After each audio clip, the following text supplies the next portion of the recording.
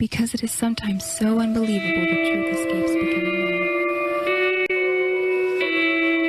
If you want to find out how quickly society can turn against one, stand up and tell the truth about just anything that you want to stand up and tell the truth about. It scares the living daylights out of everyone. I am not a number. I am a free man. We can only imagine the confusion and concern when the informed elite of the United States government discovered that an alien spacecraft piloted by insect-like beings from a totally incomprehensible culture had crashed in the desert of New Mexico. I was actually born on Krypton and sent here by my father, Jor-El, to save the planet Earth. What does this mean? The result was the formation of a secret ruling body which became known as the Bilderberg. Because it is sometimes so unbelievable, the truth escapes becoming known. Mutilated humans were being found. Searching for truth, pulling back the drapes of the sorcerers of today. The aliens stated that they had been and were then manipulating masses of thiefcraft, magic, the occult, and religion. Coming straight from the land of Oz, this is Radio Freeman. It started moving into this whole reptilian possession, interdimensional control, what we call the Illuminati family.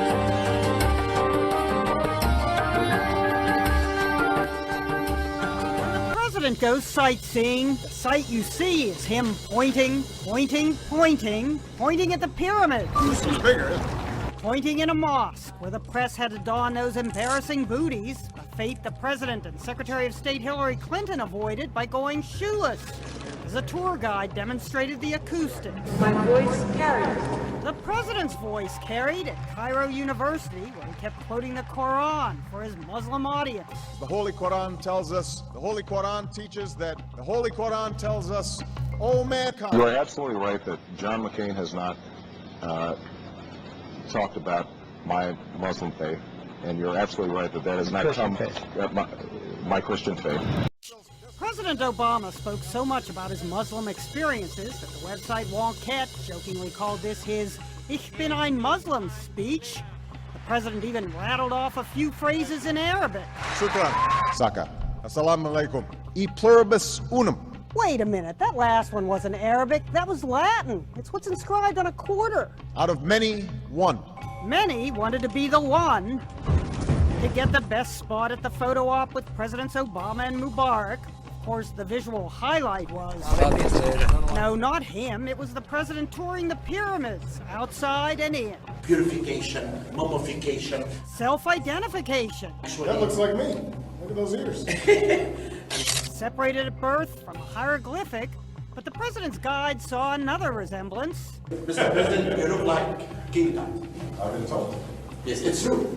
He should know about King Tut. Dr. Sahi Hawass oversaw scans of Tut's mummy that produced this likeness. Though President Obama tends to skip the eye makeup, the president's trip inspired Egyptians to display decorations calling Obama the new King Tut of the world. But even the new King Tut couldn't budge a pyramid. Still, it's good practice for trying to push peace in the Mideast. Ginny Mo, CNN, New York. And welcome back to Radio Freeman. Tonight I have a very special guest for you, Lynn Marzulli. He is author of the Nephilim trilogy, Politics, Prophecy, and the Supernatural, and his latest work, Alien Interviews. Well, at least I believe that's your latest work, Lynn. Welcome to the show. Well, thanks for having me back. Yeah, it is the latest work, except actually the work that we just finished is called Watchers. UFOs are real, burgeoning, and not going away. It is a 52-minute DVD, which we're selling literally like hotcakes. It's unbelievable. It really deals with what's going on with the UFO phenomena. We focus on two aspects of the phenomena, which is sort of a smoking gun: the cattle mutilations and the alien implants. In other words, so many of the photographs and the videos, they're lights in the sky of anomalous objects, and people look at that and shrug their shoulders and say, eh. But when you see a mutilated cow carcass drained of blood, its udders or sex organs or tongue or eyes cored out with surgical precision, or if you look at a person who claims to have an implant, and then you watch an operation in a surgical theater, basically this thing being removed from this person, and you see that the metal is analyzed and it's got nanotubes, and the makeup of it is meteorite type metal. In other words, metal not found on this planet. It causes a person to sit up, and that's what we really focus on in the Watchers DVD. It's called UFOs Are Real, Burgeoning, Not Going Away. It's the first of what we hope is many programs that we're going to do in the future. But all we're trying to do with this first one is to alert people and just present the evidence that something is going on. Let's just start there. Something is going on. Later on, we're going to talk about who's behind the something. But for the first one, all we want to do is just say, hey, UFOs are real, they're burgeoning, they're not going away. Yeah, this has been a long run with the aliens and life on planet Earth. I've had many experiences myself, and even in a bona fide abduction, losing 5 hours of time after witnessing a giant rectangle. So I'm not opposed to this idea and getting it out to the public. I'm really glad you're doing that, because it's all the rage right now, right? Everything's going ET. We just had this ET conference with NASA, and their announcement of an arsenic-based life form, or at least a arsenic-friendly life form.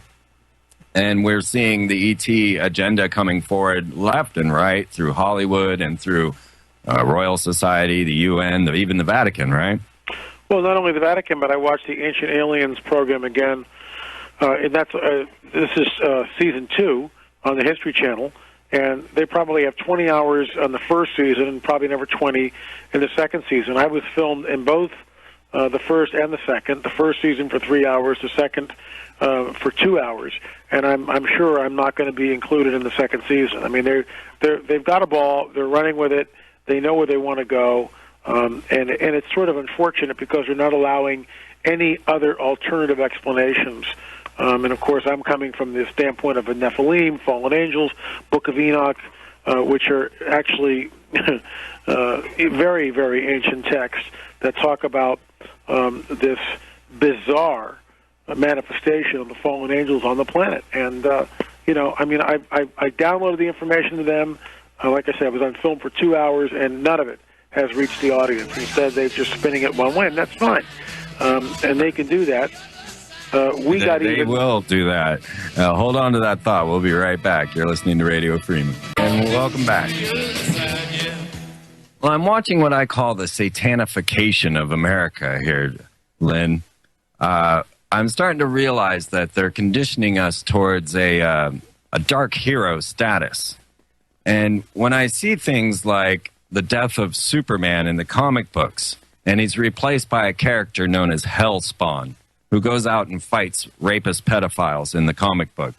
Or when I see Batman, Bruce Wayne, having his back broken, and he's replaced by a character known as Azrael, and he becomes a vicious, ruthless killer that no one expected of Batman. I see this type of satanification coming into our agenda all over the place in the practice of bringing about the dark heroes. Let's talk some about the Nephilim and how they seem to be at the heart of our civilization by my standards. There's an ancient prophetic text that says, as in the days of Noah, so it will be when the Son of Man returns. And what's interesting about that is the person who's saying that existed 2,000 years ago on this planet. And many people know him as Yeshua, okay? And in other words, he's talking about his second coming when he returns. What's interesting, he's pointing back to, he's saying, when I come back again, it'll be like the days of Noah, which immediately begs the question, what differentiates the days of Noah from any other time in human history? And when we go back and we look at ancient biblical texts, including pseudepigraphical texts, which are found in the Dead Sea Scrolls, specifically the Book of Enoch, we find that something happened there that was literally, in my opinion, unprecedented. And with all due respect to the History Channel, I mean, this is the smoking gun, and these guys refuse. They refuse to get near it. They won't touch it with a 10-foot pole. With a 10-foot pole, they won't get near it. because it blows their theory right out of the water. And they keep wanting to go ancient alien, ancient alien, ancient alien. Well, it's not. It's ancient fallen angel Nephilim. And what differentiates the days of Noah from any other time in human history is that these fallen angels procreated with the women of Earth, and the hybrid that they created were called the Nephilim. The first incursion, these beings could have been between 25 and 35 feet tall.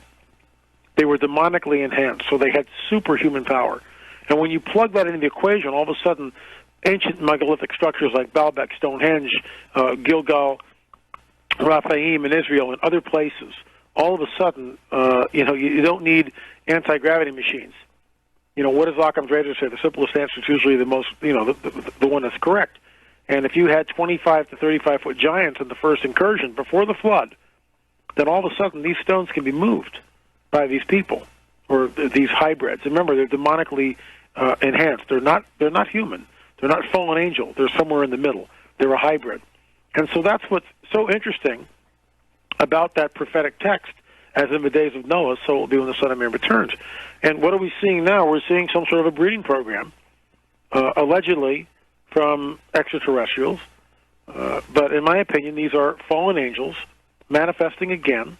This again fulfills other ancient prophetic texts, which talks about they will intermingle with the seed of men, but will not cleave to them. And the word cleave there is the same word in the Hebrew that's used way back in Genesis, which means given in marriage. And we see in the Genesis 6 account, and also in the book of Enoch, that there was some sort of a marriage ceremony between the fallen angel and the women of Earth. Not so now. So all that's under the it's gone. It's way gone. And what we see is that these entities come and they take the people, the women, at 2:30, 3 o'clock in the morning, float them through walls and windows. They find themselves in ships, and genetic experimentation. Ovum is taken in the females, sperm is taken in the males. The females often find themselves pregnant during the third or the end of the first trimester. They're re-abducted and the fetuses are taken from them. So, look, I'm not making this stuff up. We have so many reports from people who have gone through this. And, this is, I think we're in that window of time which ancient prophets tell us will happen right before the end. And I think we're rapidly accelerating towards that moment in time. Well, I would agree, and I start to see satanic symbols all around me. And I listed a few of them in the first hour, but I'd like to throw a couple at you to think about. Sure. No, of course, there's the bitten apple on your Macintosh, which is a clear sign of the original sin. We have numerous numbers of 666 showing up in Procter Gamble's logo and Walt Disney's signature, or even at CERN, their corporate logo seeming to be 666 with a hyperdimensional portal. Now, the only word you can create in the English language out of 666 is the word fox, F-O-X, equals 666. The Monster Energy drink has 3 V's on it in the Hebrew language, and the letter V in Hebrew is 6. So now we're looking at 666 on our Monster drink. But the one that really got me was when I got to the corporate logo as I'm deciphering them in Phillips 66. And 66 is the number of the fallen angels in Kabbalistic tradition. And so then I realized that meant VV. And so I had to look at Hitler's Volkswagen logo, and I see VV, 2 V's interlaced, making a third V, which in Hebrew would be 666. But when you have the original VV or W, then you have 66, the Hebraic number for the fallen angels. So as I'm looking around, I see Satan as the creation of corporate America. I see it listed in all of these corporate signs and symbols, or we can get to Barack Obama, meaning lightning from heaven. Yeah, and the fact that when you play Yes We Can backwards, it clearly says, thank you, Satan. What do you think about all of that? Well, I'll tell you, and there's a lot of people who get very, involved in this stuff, and there are certain signs, and the occult and the Luciferians sometimes hide things literally in plain sight, literally, and it's like it's in your face. When we go to the Denver airport and we look at the murals there, what are we looking at? Why is it there? Why is this crazed stallion sitting in front of the Denver airport. And what's the point of that? And the B of A, I actually blogged on this, link to it. The corporate officers for Bank of America have a very similar triptych that mimics the Denver airport mural. It's very, very bizarre. Lots of Masonic symbols in it, New Age stuff, end of the world stuff. It's just really, really bizarre. Let's not forget that Muhammad's horse was also named Barack. Interesting. Just throw that in there. It is. I mean, it's just... Here's what I believe, okay? And people go, oh, L.A., you're just so into this conspiracy stuff. But here's the deal. I hear that a lot, too. Yeah, but here's the deal. We're told in ancient prophetic texts in the Bible, specifically 2 Thessalonians, and never mind. That city, the Thessalonians, is where Paul is writing this letter to the people living in the city. And so I just can't say the words right now for whatever reason. But the bottom line is, Paul talks about the mystery of iniquity, the secret of lawlessness is at work. That's 2,000 years ago. The mystery of iniquity is at work. And what's it at work doing? Setting up this literally Luciferian satanic conspiracy. And the end game is to enslave the human population, 1, 2, to seat Satan or the Antichrist in the rebuilt temple in Jerusalem. That's where it's going. That's the whole purpose of this whole thing. Everything is funneled towards that one event. Everything is funneled towards that one event. So when Satan takes the seat in the reconstructed temple on the Temple Mount in Jerusalem to be worshipped as God, that's where he's going with all this. That's the mystery of iniquity. Everything moves and everything eventually funnels down into that. And he's a master. I mean, he's called, in the amplified version of that text, he's called an evil genius, and that's exactly what he is. He's not some, Elmer Fudd type guy or Homer Simpson type guy. He's an evil genius, and he's been plotting and planning this for literally millennia. So when we see some of these signs in corporate America and things like you're talking about, they're just symbols. Some may be accidental, although I don't think that any of the ones that you mentioned are, and others are extremely deliberate. They are announcing who it is they serve, and they do it deliberately to say that, we know who Lucifer is, we believe he's the light bearer, we believe he's gotten the bum rap, and we side with him.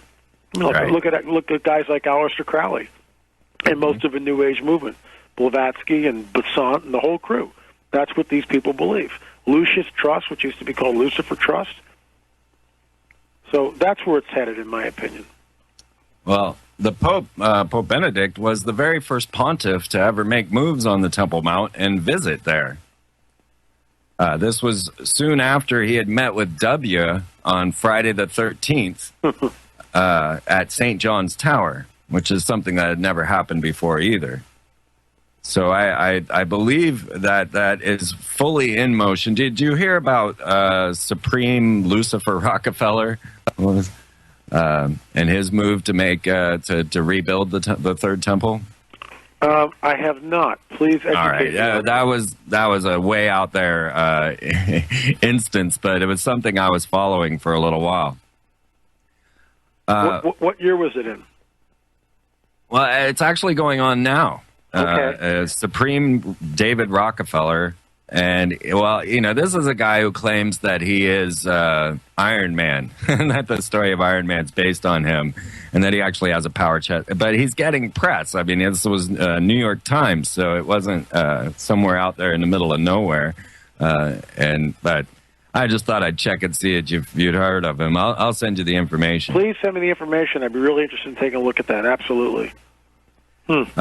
The plot thickens. It's I do have it in the Space War News section on FreemanTV.com under Lucifer to rebuild the Temple Mount, and so you can have a look at it for those people that are looking for it, and I'll get it over to you, Lynn.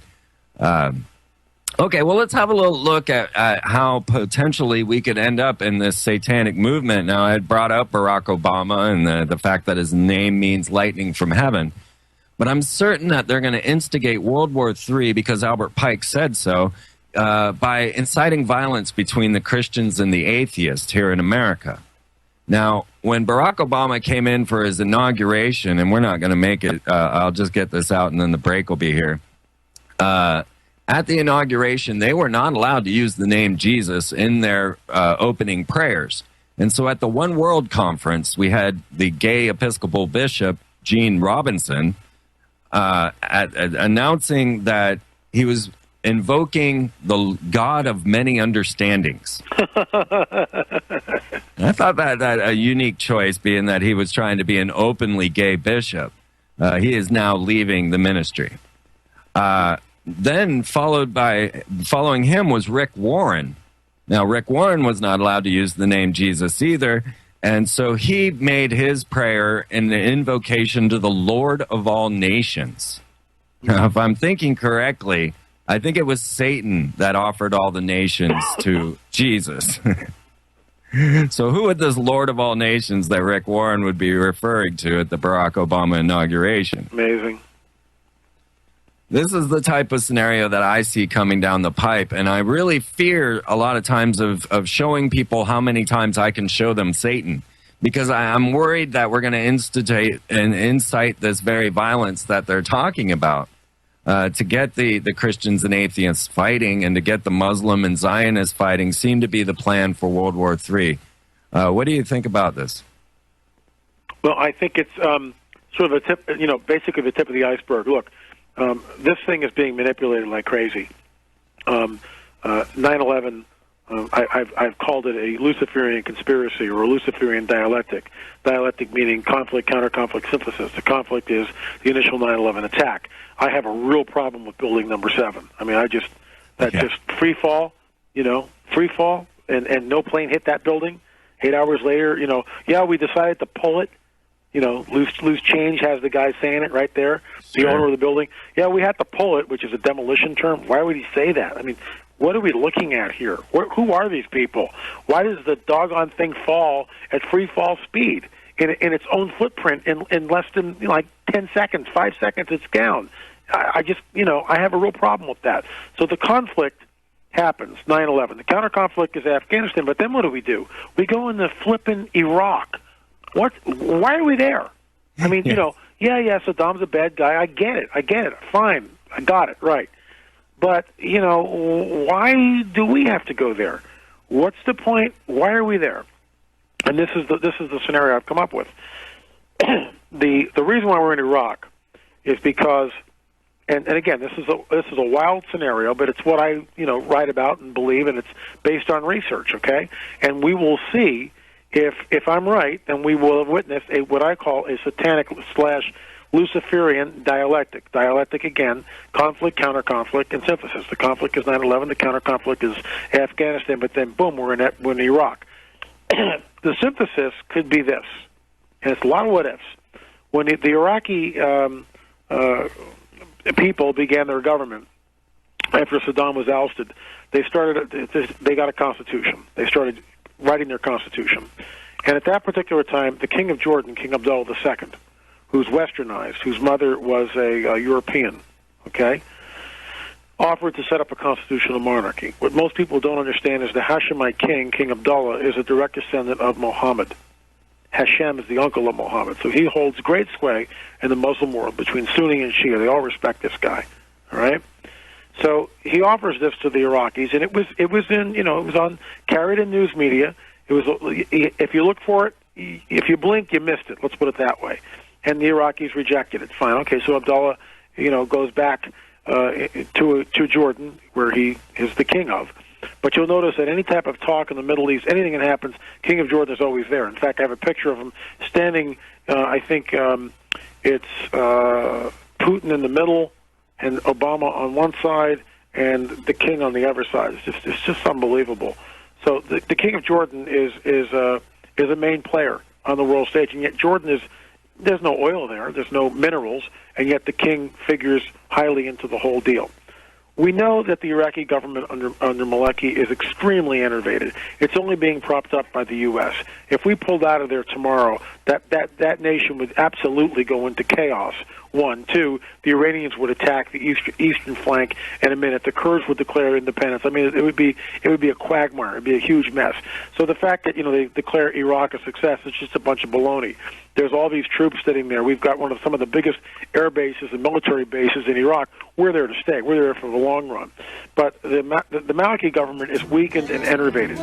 Watch The King of Jordan, and I'll pick that up at the other side of the break. All right. And realize that the numbers 9/11, according to Aleister Crowley, are the most satanic numbers out there. Bingo. And welcome back to Radio Freeman with my guest, L.A. Marzulli. You can find his website at lamarzulli.net. It's also linked up there on freemantv.com. Come on over, join in the chat room, have some fun with us.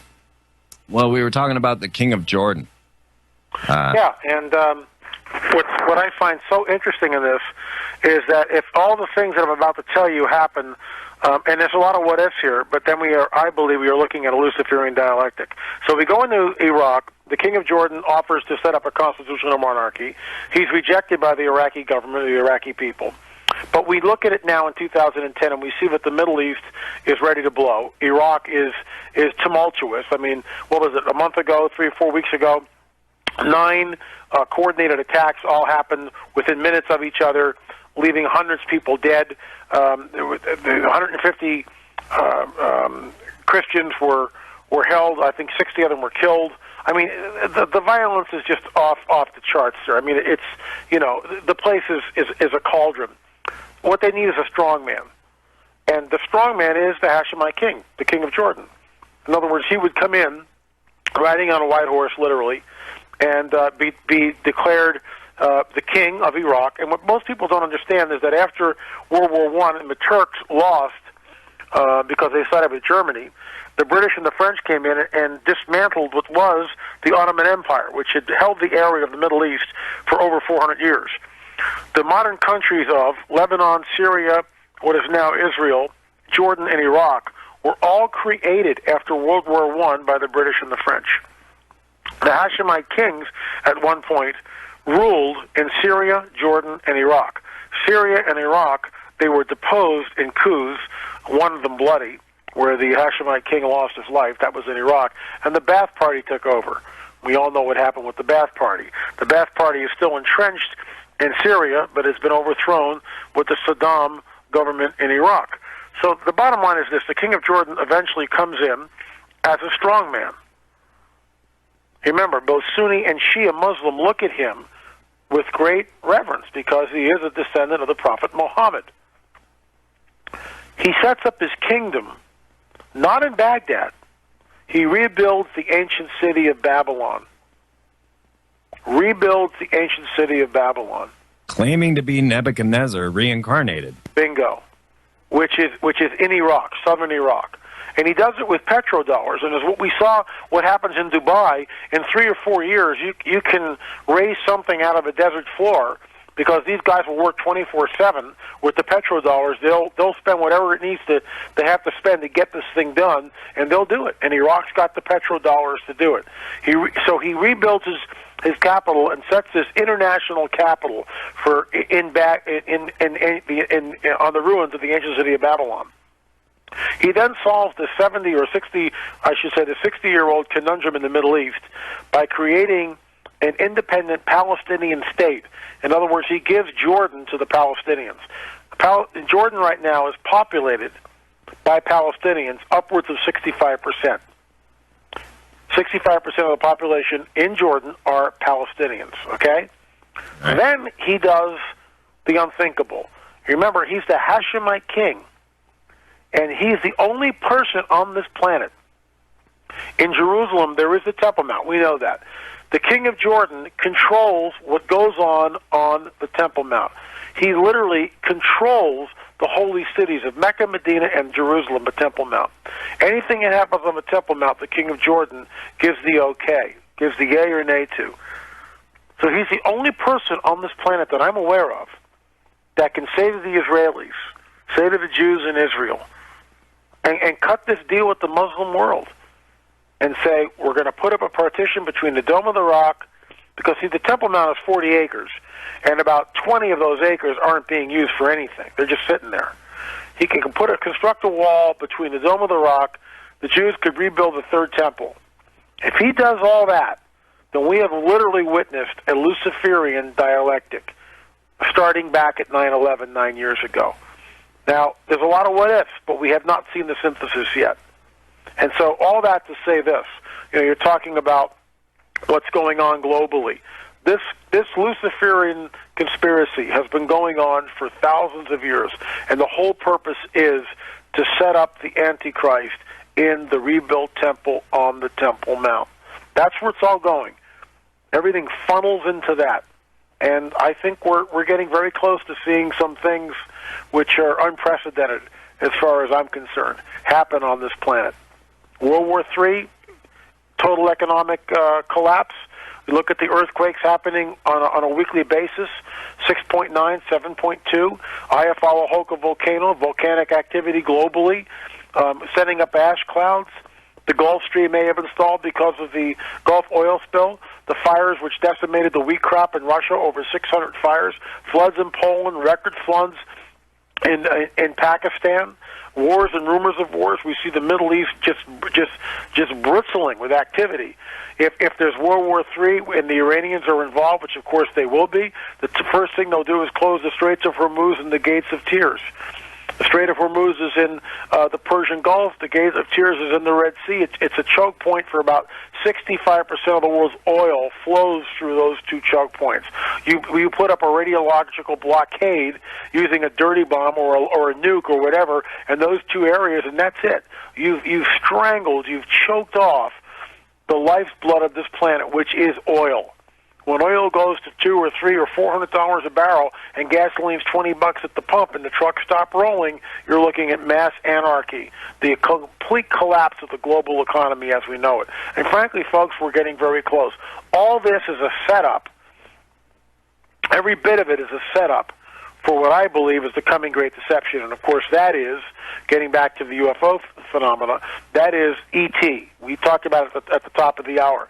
It's all we're seeing is E.T., E.T., E.T. everywhere. Well, it's for a reason, because they will come as our saviors, literally. That's how they'll come when they finally manifest. And it will be after this cataclysmic and event in the Middle East, this great war, nukes going off, complete confusion on the planet. They will come and they will say this. And I'm saying this a priori, well ahead in the event of of these things happening, taking place. They will say that they created E.T., created all life on this planet. E.T. genetically manipulated early humans. E.T. started the Earth's civilizations. E.T. created the world's religions. Now they are back again at this critical juncture to usher humankind into a time of peace, prosperity, and knowledge.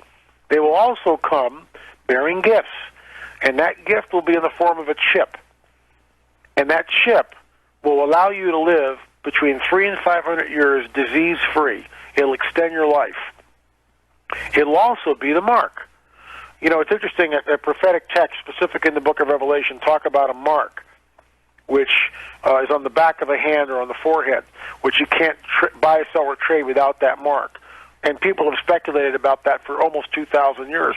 But now we see that the RFID chip is in everything. Well, in my research with the alien implants, and this is what we show with the Watchers DVD, which we're selling now. This is my latest offering. UFOs are real, burgeoning, and not going away. When I sit down with Dr. Roger Lear at the end, the last 20 minutes of that video, we sit down with Dr. Lear and we say, okay, what are we looking at here? What are these implants? They're not tracking devices, folks. They're not tracking devices. He believes, like I do, that they are changing the DNA in a human being. And we see from ancient prophetic texts, specifically in the book of Revelation, it says that men will seek death and not be able to find it. What the heck does that mean? Think about that. Men will seek death but not be able to find it. Is that a metaphor? Is that just, poetic nonsense that some guy who's, writing in a cave 2,000 years ago? Or is he seeing the future with great specificity and clarity and warning of us of a time that's coming that in fact may be here sooner than we think? I believe that these chips that are embedded these implants in people are prototypes of what they will offer us that will think to be, you know, what amazed me, Freeman, is this week there was an article about scientists changing the DNA of mice and stopping them from aging. I mean, that's, right. You know, I mean, that's unbelievable. So it's all around us, and this is what they will do. And people will rush to get this chip. They will rush. We know from prophecy that sometimes different prophetic texts are talking about the same event, and we don't get how all those pieces fit until the event happens. Then we look back and go, oh my gosh, look, there were 5 different prophecies spread out over 400 or 500 years talking about this, and here it is. Well, it's the same thing in the book of Revelation that talks about the mark of the beast, buy, sell, or trade, but then later on we say, and these people will not be able to die.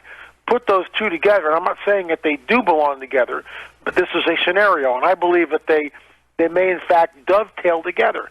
And then you take that and overlay it to what we know about the abduction phenomenon, the so-called alien implants, and I believe that there's a real strong parallel here, which is, in my opinion, I'm one of the first people that I know that's put that together. I don't know if anybody else in the UFO community. I mean, it's in my new book, Cosmic Chess Match, which will be released in February, but I've been letting that out of the bag. I've been announcing it on different radio shows. I think it's very important that people understand that these implants may in fact be the prototype of the mark of the beast. This may be the real mark of the beast, not digital angel. This may be the real deal, and it will extend people's lifespan 300 to 500 years. This is why people will rush to take it without a second thought. Wouldn't you? I was just saying that in the first hour, actually. Yeah, I would love to live forever and travel the universe. There you go. Yeah, but what strings are attached is always the question. Now, strangely enough, I met the Twin Tower architect, Paul Laffoley. Wow. He designs time machines and such, but he was also the Twin Tower architect. He claims that, and he showed me the X-ray, that he has a chip in his head, and that's what's transferring this knowledge to him to design time machines, and all of the strange esoteric stuff that he gets into comes straight from that chip in his head. Huh. Wow. You know, it's everywhere. Yeah, yeah. Whew. Well, yeah. And, you know, if we're starting to look at this extraterrestrial force and what's coming, and looking at, say, Nostradamus's predictions for the Antichrist, he had stated that when Mabus dies, the Antichrist will rise. Well, Barack Obama just put Ray Mabus as Secretary of the Navy, which will really be head of the United States Space Force. I don't know if that's coincidence or... Was it N or an M? Is it Neighbors or Mabus? It was M-A-B-U-S, Ray Mabus. He was the governor of Mississippi, which is a very unusual place. I've done a whole film on the esoteric architecture of Jackson, Mississippi. It's everywhere. Go to Nashville, Tennessee. I mean, it's just ridiculous. The Georgia Guidestones, I mean, that's a whole hour show in itself. You know, it's just unbelievable. Yeah, I've been looking at a lot of things where I see the street layouts like we have of Washington, D.C. with the pentagrams and everything. But now we have Astana in Kazakhstan, which is also an extraterrestrial nation, one that's launching into space. And we have Canberra in Australia, which is also launching into space. And both of these cities have been laid out as an ancient seal of Solomon to bind spirits. Very much like the Bicentennial Mall in Nashville, the exact same layout, actually, for Astana. Wow. Do you think that these men that are going into these darkened lodge rooms and performing these rituals are making contact with this type of Nephilim or otherworldly beings through these rituals? Well, yeah, and not only there, but I had a pastor call me and remained anonymous about 2 or 3 months ago. He's in the Colorado area. I'll just give the state, but I won't tell you where he was. But there was a CE5 conference, and he drove to it. And you know, this is Close Encounters of the Fifth Kind. And what it is that people pay about $1,500 to for 2 days. They train and they learn as a group to call down ET. And so they, were kind of nosing around, and they couldn't get in. They had no tickets, and security was everywhere. I mean, you just couldn't get in without the right, ticket and security thing. And so they, towards the end of the first day or whatever, they go up to one of the security guards, and the guy goes, if you give me a 5 spot, and I'll let you come in. And so they're going on, no problem. The guy was talking like $500. Well, of course, they don't have the $500. They're not going to pay it.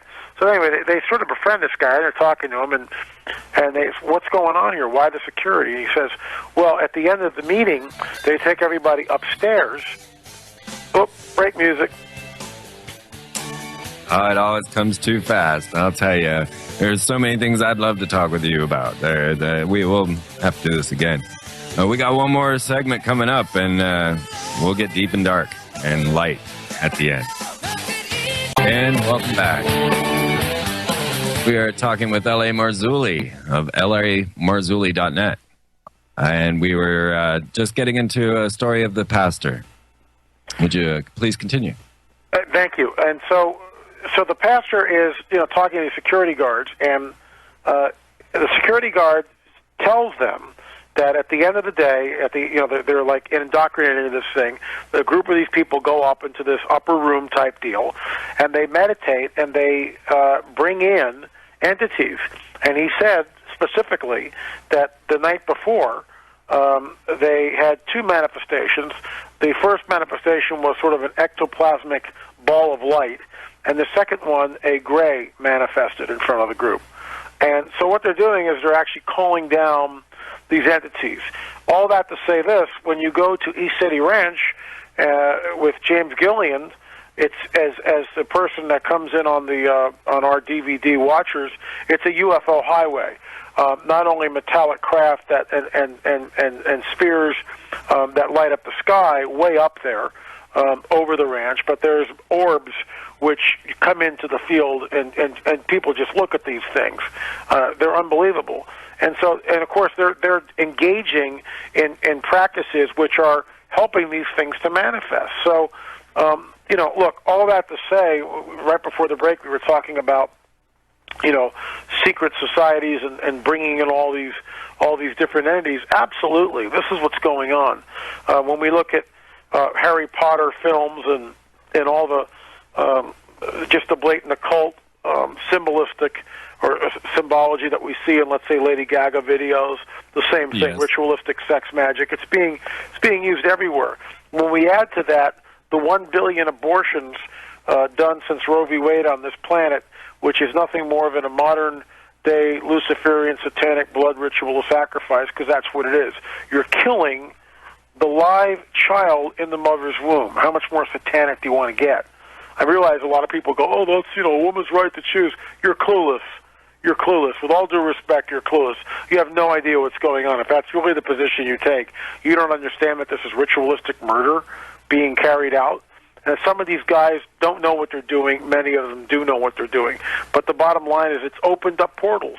Why do you think blood ritualistic sacrifice was used with the Mayans, rather, or in many of the ancient cultures all throughout the planet?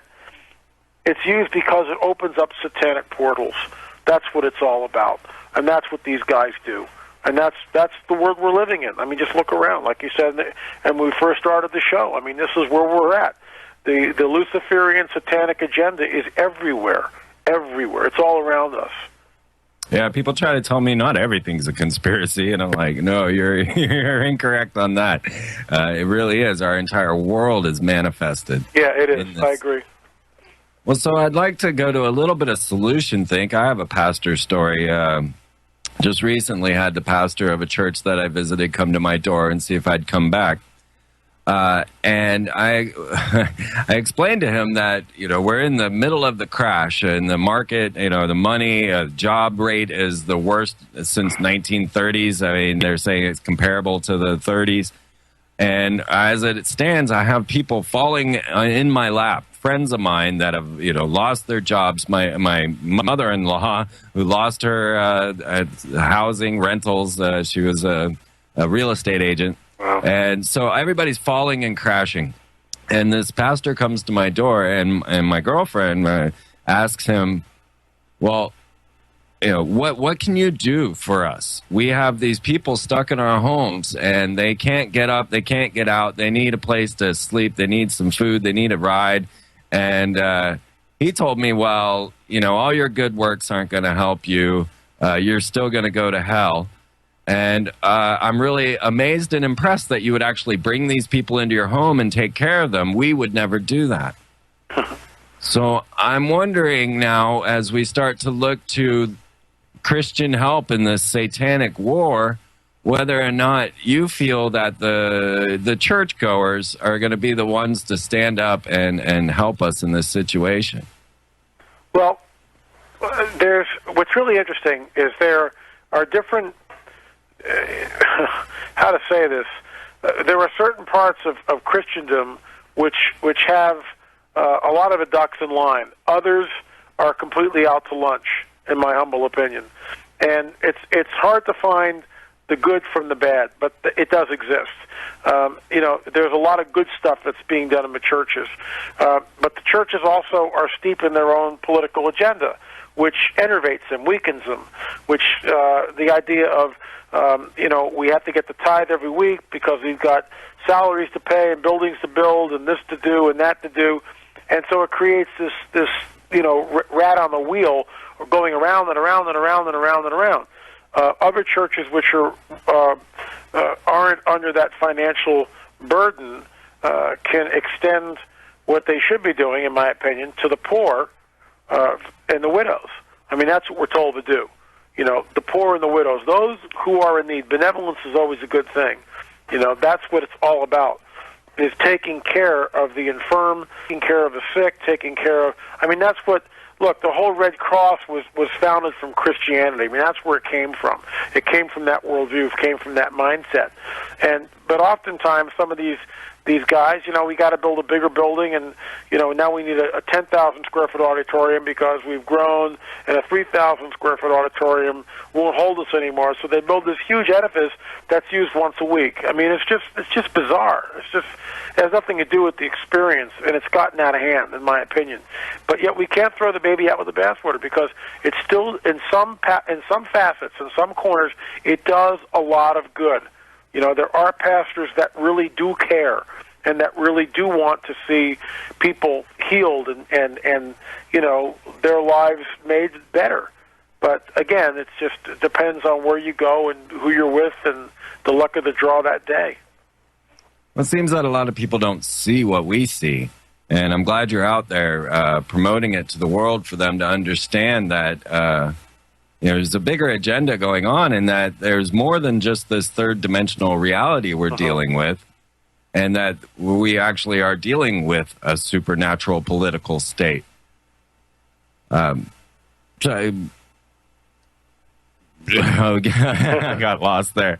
There's, I had a whole list of things for us. I'm sorry, this was my fault. I gave you the wrong date for the show. Well, I apologize for the mix-up, and really would love to come back and do a longer interview because there's definitely a simpatico between us, and it's like talking with an old friend, so to speak. And it's just really enjoyed the hour, which just flew by. We could do 3 hours with our eyes closed, so I'd love to come back. Good. We'll be talking more. Well, you can check them out at lamarzulli.net. It's linked up there on freemantv.com, and expect Lynn to be back on this show because I know we have a lot to talk about, and you have been my #1 requested guest, and now I know why. We do seem to be brothers of another mother. Hey, Freeman, thanks for having me on. Really appreciate it. Let's book a date soon. Love to come back. Fantastic. Will do. Thank you all for joining me here. This may be the last show until 2011. Keep checking freemantv.com for more updates and all the archives I've got for you, because there's hours and hours of infotainment there for you. We'll see you all